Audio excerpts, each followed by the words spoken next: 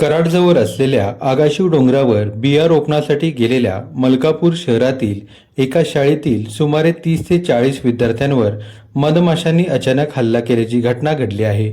या घटनेमुळे विद्यार्थ्यांमध्ये काही काळ घबराटीचे वातावरण निर्माण झाले होते।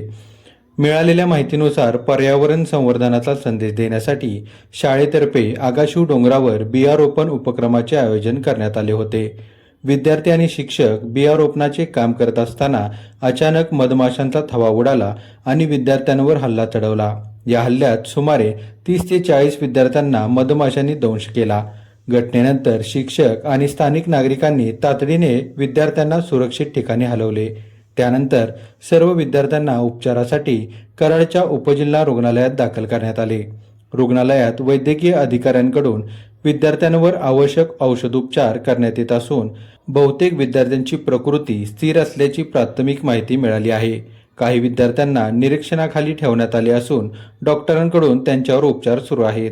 या घटनेनंतर शालेय सहली, निसर्ग भ्रमंती किंवा बिया रोपणासारखे उपक्रम राबविताना विद्यार्थ्यांच्या सुरक्षिततेच्या दृष्टीने अधिक खबरदारी घेण्याची आवश्यकता व्यक्त केली जात आहे। दरम्यान घटनेची माहिती मिळताच संबंधित प्रशासन आणि आरोग्य विभागानेही परिस्थितीचा आढावा घेतला असून विद्यार्थ्यांच्या प्रकृतीवर लक्ष ठेवण्यात येत आहे। या घटनेमुळे परिसरात चिंतेचे वातावरण निर्माण झाले आहे।